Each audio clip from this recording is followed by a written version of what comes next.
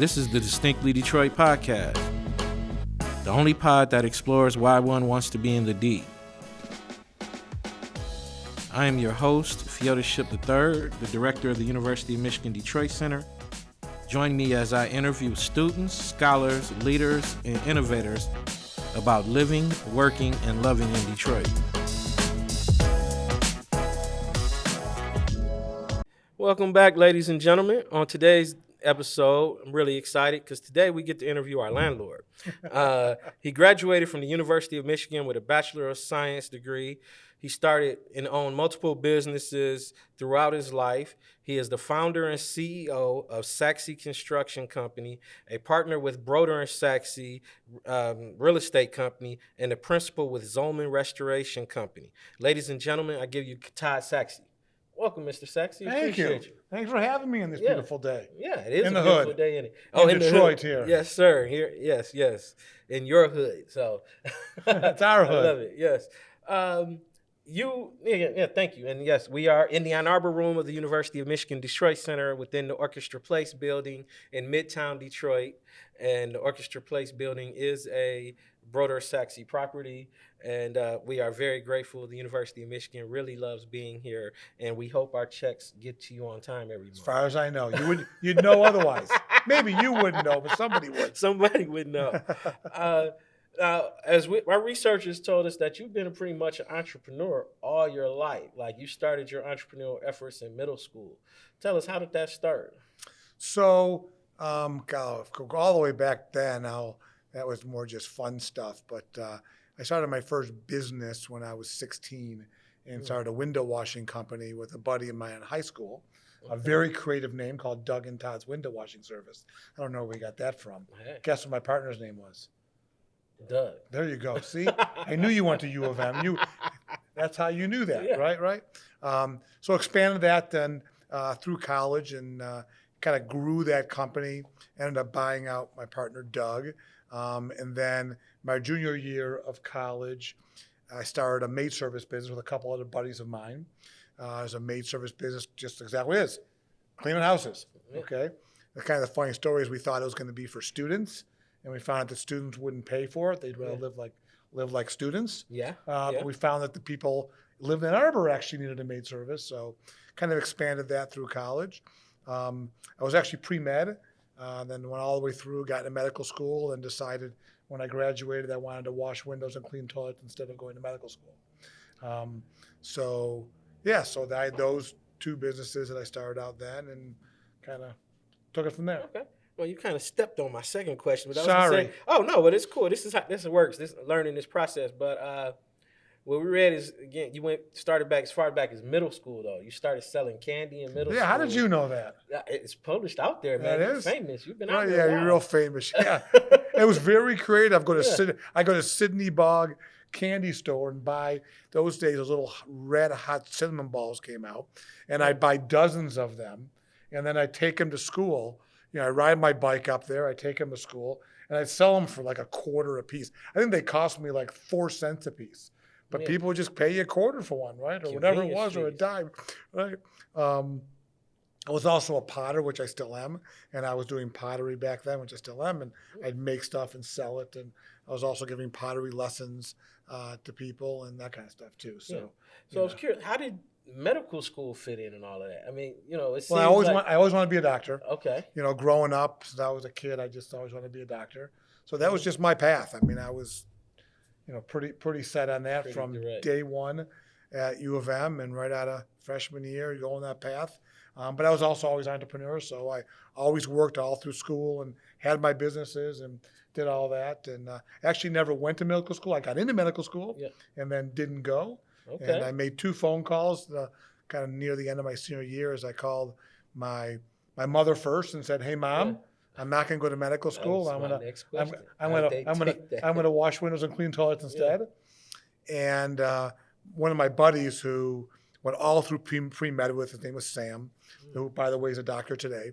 And we were going to go to med school together. We were actually going to be roommates together in med school. And I called him and told him I wasn't coming. He didn't believe me. He goes, "What do you mean you're not coming? We just spent 4 years doing this together." I said, "No, I'm out." Yeah. So how did your mom take it? She said, "Great, whatever you want to do." Oh, that's love. That's really awesome. Right. And so what I mean, that had to have been a really kind of difficult thing. You had really planned all this time to go to medical school. What really made you decide that was not the way? That was not your path anymore? So, thinking back, and I'm pretty sure, sometimes you think back what was really going on in your head, Mm, but I'm pretty sure what was going on is I love what I was doing in the businesses, and I had a vision of what I wanted those businesses to be. And I also thought about lifestyle. And I think I remember back saying, I don't know if I want the lifestyle of being a physician. I loved the sciences. I loved what I was doing. I was doing a lot of medical research at MedSci 2 and U of M, and I loved that. I loved all that stuff. I taught biochem my senior year. So I loved all that, but I was thinking about it as I'm, at that point, 21, 22 years old, thinking, wait a second, do I want the lifestyle of that? Whether it be in a hospital, I always said I wanted to be a surgeon. That was kind of what I thought I wanted to be. But I think that's kind of what the turning point is. I said, no, maybe I want to be, entrepreneur and in businesses and grow that. So, okay. yeah. So what led you to become the proprietor of a construction company? What led you to construction and property management? So shortly after I graduated college, I started buying student rental properties in Ann Arbor. Like literally within 6 months to a year after I graduated, and I was living in Ann Arbor still. And I was the landlord, I was the maintenance guy, I was the leasing guy. It was actually really fun because, my tenants were students. I was 22, 23 years old. So they'd call me up and say, hey, my doorknob's broken. And I go over there in my Jeep and my tools and I'd, fix the doorknob and I'd hang out and have a beer with them. Right, because they were peers. I mean, I was young, they were young, so it was kind of really fun back then, because we were very similar in age, and I am not skilled. There's a big difference between skilled and handy. I'm handy. I'm not skilled. Okay, I know the difference. There's a giant gap between handy I'm always and skilled. trying to explain that to my wife. Right, This is what we call professional. Exactly, right. So fixing minor things, I'm skilled at. I'm capable of, or handy at, but I'm not skilled. So so I did that for and then when renovating a kitchen or a bathroom or that kind of stuff, kind of doing that type of stuff as I owned the properties. And then in 1989. So I graduated in 85. So 4 years later, when I was 26, I had an opportunity to buy some land in Ann Arbor, over in Northeast Ann Arbor, and develop and build an apartment complex. Oh, wow. Am I allowed to swear in this? I got no swearing. Right? Okay. I had no idea what the heck I was doing. Okay. None. Right. But I just dove right into it. It was myself and two other guys. One of the guys was an attorney. Another one was an elder gentleman who had done some building before. They were both in Southfield and Bloomfield, but I live in Ann Arbor. So they kind of said, Todd, you take the lead. Okay. I still had my cleaning companies and the window washing companies, and I had an office in Ann Arbor and an office in Farmington Hills for the cleaning company and the window washing company. And then bought the land, hired a local architect, went through all that process of site plan approval and so on and so forth, and then ultimately hired a superintendent to run the project. And I became his assistant. So he worked for me, but I worked for him. And spent 14 months on the job site building this apartment complex up in Ann Arbor, like here on Parkway and Plymouth area. It's called Ironwood Apartments, still there, Ironwood Place Apartments. I still think they kept the name after we sold it. And I just had a riot, to be perfectly frank. It was so much fun. Spending 14 months on the job site, slopping around in the mud, learning a ton, asking everybody questions and so on and so forth. That was completed late fourth quarter of 90, first quarter of 91. And I said then to myself, you know what? This is great. And so I sold my cleaning companies. And then I said, okay, I'm going to go in the construction business. And literally rented a 10-foot by 10-foot office in somebody else's office, subtenant. Got a phone number and another creative name, Sachse Construction, Hey, as opposed to Todd's. I figured I'd go this time Sachse. with Sachse, right? So Sachse Construction, and Could have called it sexy. I could have, but I don't think people would have taken it seriously. And just started literally knocking on doors, calling anybody I knew. Hey, can I build you something? And kind of one thing led to another. It's just been organic growth, literally just kind of organically growing over the last 32 years now. Okay. That's amazing to be that young and doing that. That's, yeah, you're a few years older than me. I wish I knew you then. But I was curious, how did you determine to get into commercial real estate and commercial construction as opposed to residential? I don't know. Okay. I built an apartment complex. Yeah. I had the student rental properties. What I was also doing, I had a lot going on. I mean, not exaggerating. Yeah. I was working 100 hours a week. I was working from 6 in the morning until 11, 12 o'clock every single day at night, not in the morning, going back and forth around Arbor and Farmington Hills and job site and so on and so forth. And what I was also doing was I knew some other commercial builders that were doing like office tenant improvement work like this that we're in, like building office space inside office buildings and building retail stores and malls. And I would go to them and say, hey, I'll make you a deal. And they go, what's that? I go, I'll be the superintendent and I'll run your project. I'll run the project. I'd say, don't pay me. Don't pay me a salary or anything like that. But let's cut a deal that I get some percentage of your fee on the job. Okay? Because a contractor has money in for supervision. So I'd say, just put that back into the job and let's just kind of make a deal on the kind of some share called profits, if you will, on the job. So I was doing that. So I was superintending some, little retail store builds and some office tenant improvement builds. But at the same time, I was doing everything else. And so that's kind of how, I guess that's kind of how it ended up being commercial as opposed to residential. And I would say the other reason, which is kind of also the truth, always the truth, is that I didn't want to deal with Mrs. Jones anymore. Okay. I was in the maid service and window washing business, and the vast majority of our customers were residential, and B2C business, business to consumer, Different than is B2B. very different than B2B. Yeah. So I think I was pretty much done with the B2C. Yeah.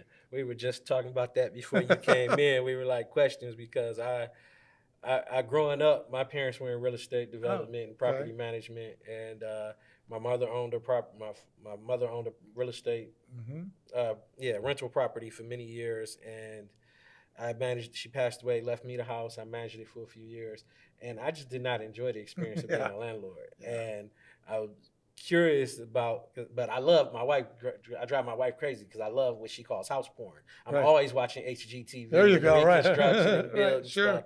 But she's like, "Well, but you hated it when they called," and I'm like, "I know, I don't understand it." Yeah. And then we were just curious as to what was your decision process of staying there and hearing you say it fits. Like, I do not want to deal with Mrs. Jones. That is a really good one. So being in our research, we learned most of your projects that Sachse Construction does are out of state. What is the landscape? How would you describe the construction landscape in Michigan at present? And I'm also really curious. As you get projects in the city of Detroit, how do you navigate the challenges in Detroit with the mandates for you to have so many Detroiters on the job at the same time with the reality of there are not enough Detroiters trained up for the job? So what is Sachse doing to help get people to be in the business? So I'll go macro to micro. Yeah. On a macro basis, you're correct. About 2/3 of our projects are outside the state of Michigan. Yeah. But 1/3 of them here on southeastern Michigan, not necessarily Detroit, but southeastern Michigan. And locally, we kind of do all types of commercial construction. We kind of jokingly say we only build things that start with the letter A. Okay. Anything. An office, an apartment building, a store, a restaurant, a bank. Right. Yeah, right. I like that. Got it. So all types of commercial construction. So locally, we do all types of commercial construction. If you want to talk specifically Detroit, so Detroit has its unique challenges. So there's a variety of them. But if you're talking specifically about projects that have any kind of city support, tax abatement or anything like that, where the city, the taxpayers are some way supporting. so on and so forth. There's certain policies that the city has, that they want contractors to try to get, which is a certain percentage of your people working on the job are Detroit residents, and a certain number of your trade partners, we call subcontractors trade partners. Trade partners are Detroit based, okay?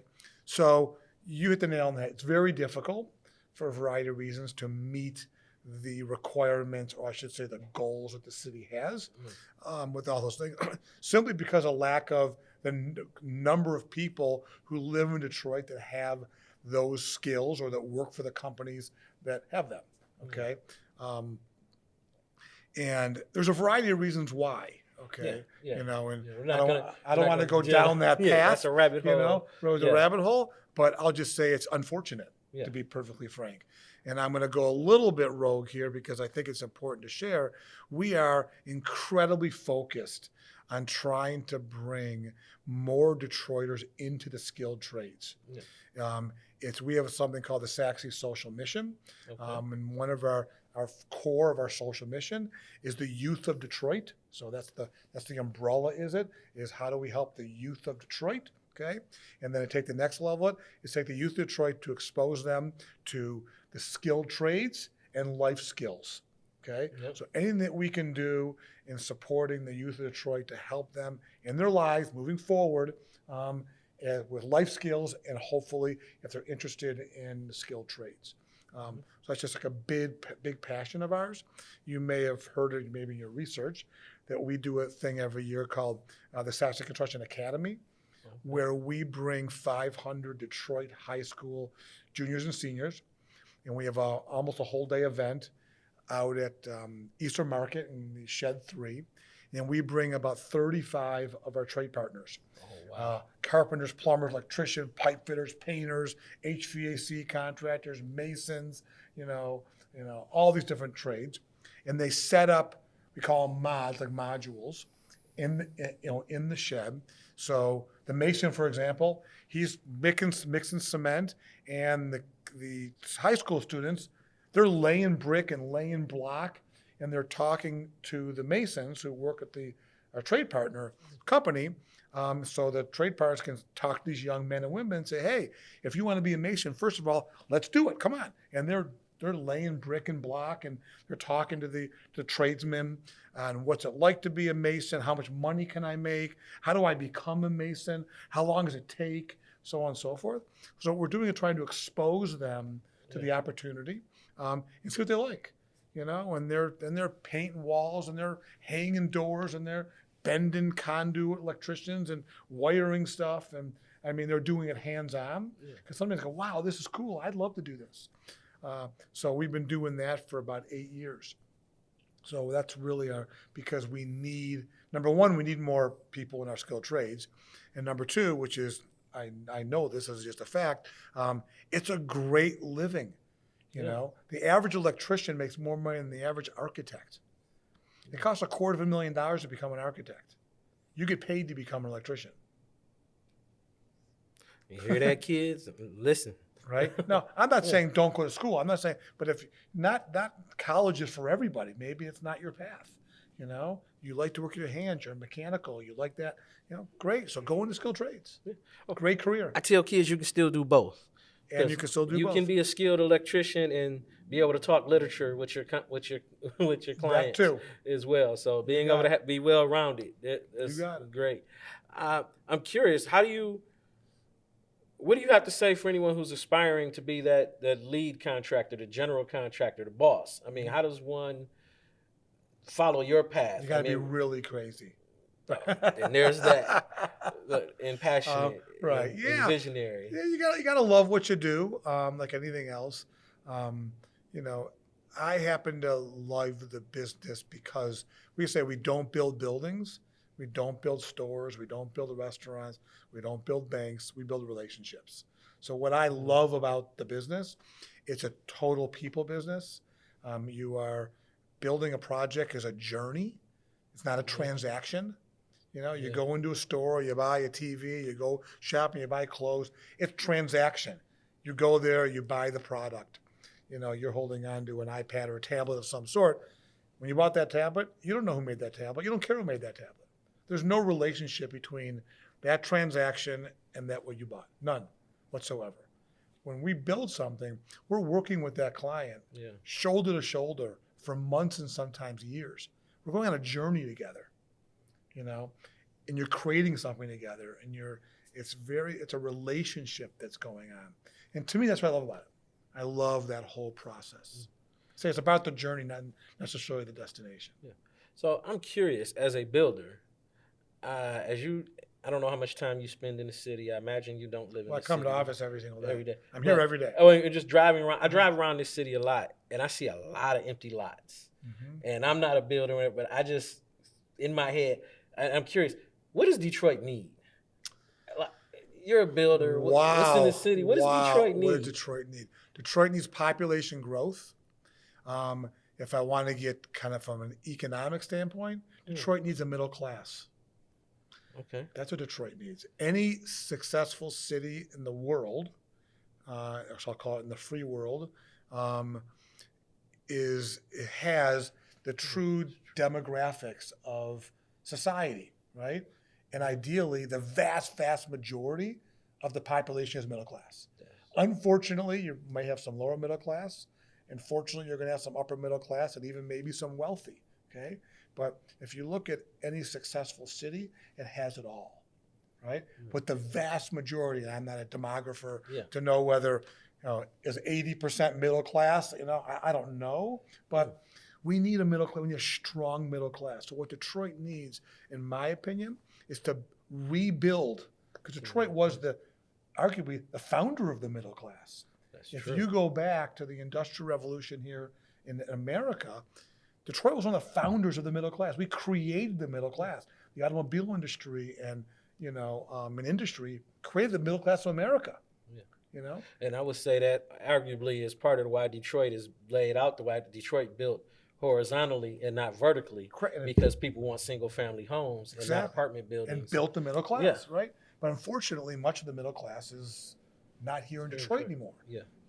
What happened, and again, we can go down that path, but the old saying, which is, I didn't coin this phrase, is from 1960 to the present, because even to this day, Detroit population is still declining. Yeah. There's a saying, who left Detroit? Yeah, anyone who could. Exactly, those who could. Who didn't leave Detroit? Those who couldn't. Those who couldn't, right? So the sad part of it is here we are today.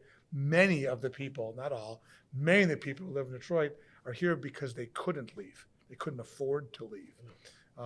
So we need to figure out how to get population back here, and and that kind of thing. And I'm also kind of a student of basic human psychology and of kind of basic kind of urbanization. You think about it, every city in the world for thousands of years began with one thing.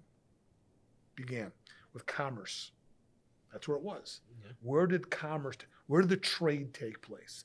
Where did the people, whether it be in villages or whatever it may be, they came for commerce. Yeah. And then that central core of commerce became the place where people worked and so on. And then they grew in concentric circles from there. It's exactly how Detroit grew. Business, commerce, fair trade, right? Boom, and then so we need to bring and support business here because that's the core, and then that creates jobs and opportunity for people who live here and to rebuild it. So that's my craziness about basic urbanization. I want to commend you on basing your business here. I thought it was awesome when you relocated your headquarters down here in the city, and I thought that said a lot. And I'm going to try to rephrase the question. I was thinking in terms of, I love that answer, but I was thinking in terms of being a builder, someone who drives around the city with a lot of empty lots. Like maybe I'll ask, what is something you'd like to build in the city? What is something that might be a fun, exciting project? I mean, I imagine they're all fun and exciting in their own way, but what does Todd Sachse think he'd like to build for the city? Or if someone gave you a large empty lot and said, Sachse Construction, build something for the city, well, as far as the construction side of things, we like to build somebody else's vision, right? So, Okay. you're a developer or you're an institution, you want to build something, and we want to Yeah. build it for you. If I put my developer hat on, put a real Yeah. estate development hat on, Detroit needs more services. Okay, Okay. it needs more market rate housing. It needs more services, whether it be food, restaurants, grocery stores.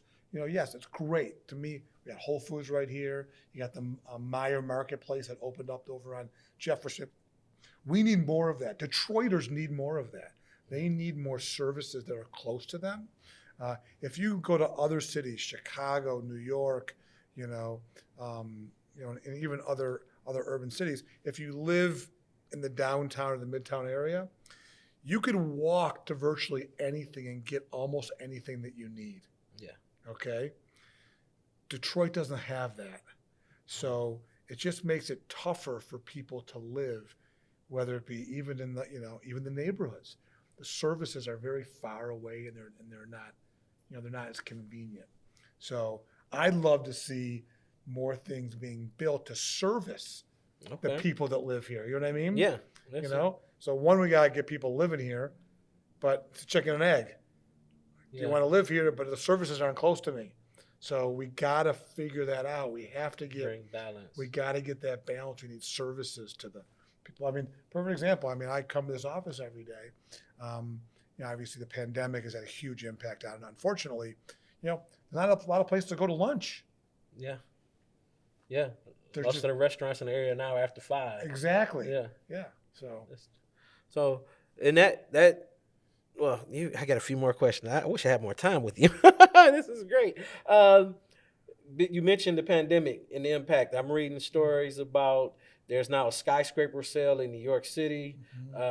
Family businesses are going in and scooping up buildings at great discounts and deals. As a developer, as a major property owner in the area, what do employers need to do, or what are your concerns about employees still working from home and coming back? And what are you doing to get your staffs to come into work? Sure. So I think I'm in the 0.1% club because we never went remote. Okay. We've been 100% back from the day the governor allowed us to. So if you go back, March of 2020 is when the governor shut down the state, and I believe that lasted about 7 weeks. As soon as the governor lifted that, we were 100% back to work in the office 5 days a week, and we have been ever since. Okay, we moved into this building in October of 20. So that was about 6 months after the shutdown, about 4 months after we were allowed to come back, and ever since then we really have had 100% of our people back 5 days a week. We never went remote and never went hybrid because we're just big believers that our business, number one, it's a team sport.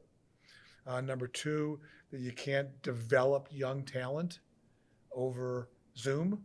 You don't build relationships. You can't mentor, and we're such believers in, we hire, 5 to 10 college grads every year, and how do those young men and women grow and learn if they're sitting on their couch every day, on a Zoom? How are they learning from the people who are in their 30s, 40s, 50s, and 60s? How are they learning and mentoring from them if they're sitting on a Zoom meal all day long? So I'm very passionate about in-office stuff. I happen to believe, again, I'm probably in the minority also. I think in due time, we may not be back to 100% of what it was pre-pandemic, but I believe that we're going to get back to 80 to 90% of pre-pandemic, because I believe that companies will realize that in order to develop talent and continue to grow your company and attract the best and the brightest people who want to learn and grow, because that's what you want. You want people in your business who want to learn and grow. The best way to do that, the best way to do that is in person. And I'm a big believer in that. So I think companies will realize that over time. Yeah. Okay. And as a builder and a property manager, how do you make a determination, and I'm sure it's a lot of math and numbers and profit, but I guess I'm wondering in your gut, how do you make a determination on properties to just build for someone else, or how do you determine which properties to hold? and manage and continue? Like, Sure. how does it, and how do you differentiate your business from Sachse Construction to Broder and Sachse Property Management to Zolman? How do you choose which projects fall where, and or how much say do you have in that? Well, I have all the say in the world. It's all up to me. Okay. Ultimately, but so just to kind of oversimplify it, so Broder Sachse Real Estate is a real estate investment and development company. Yeah. So we buy, invest, develop commercial real estate locally and around the country. Particularly, the vast majority of what we do, we kind of call it food and shelter, which is grocery anchored shopping centers and apartment and mixed use developments. Okay. We have a couple office buildings like the one we're sitting in right now. Yeah. We have an office building in downtown Birmingham. And why do we do certain things? It's strategic. It's first of all what we think we're good at. What we're good at certain types of real estate, understanding how to manage them, how to create value, how to create a good environment for our residents and tenants, what's going on in a particular market, geography. The old saying in real estate, location, location, location, right? So we want to find things that we believe are the good location for whatever the product is. So that's kind of very opportunistic, if you will. And that's what we do for ourselves and our investors. We have a group of investors that invest with us. And then the construction side, it's all client driven. We build a couple hundred projects a year, and it's relationships with clients locally and nationally who use our services to build their buildings or their store or their office or whatever it may be, or their apartment building or their office building or whatever it may be. And then Zolman is an insurance restoration reconstruction company. Okay. The old saying, flood, fire, wind, it's an insurance claim. Yeah. We go and we'll, do what's called mitigation, suck up the water, clean it up, make it safe, and then rebuild it back. And that company is actually based out in Walled Lake with also an office in Sterling Heights. Okay. Yeah. That is, you are a very fascinating person and do a lot of cool Just busy. Stuff. And it's maybe because, but by the way, having fun. Yeah, and it's maybe because I have a bias for real estate. I'm just love real estate and property. But what are some current projects that you are working on?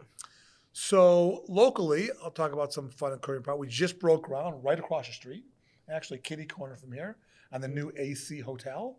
Okay. A 9-story hotel that'll be attached to the Bonstel Theater. Yep. So Bonstel is going to be converted into our clients' entertainment venue for parties and events or event space. Okay. And then a 10-story tower for the hotel. Just broke ground down the street. Down in Corktown, we're building a 80-unit apartment complex for another client of ours. So there's a couple exciting Detroit properties. We're doing the last 2 apartment buildings. We also just mobilizing over in City Modern. So we built 7 apartment buildings over there for our client, which is part of a large development. And these are the last 2 as part of their master development. So those are just getting started. So those are some exciting Detroit projects that we're doing.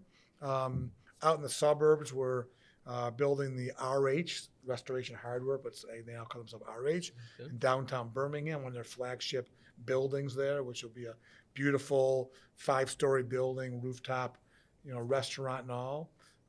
Building a headquarters for a company out in Bloomfield Hills and some offices. And so we've been, lots going on.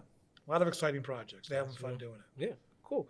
All right. Well, we're going to transition just a little bit to what we call our lightning round. Okay. This is a segment where we call Ask Questions. We ask all our guests, and it's more about your experience in the city of Detroit and things you do or things you love about the city. Mm-hmm. And the first question is, what is your Coney Island order?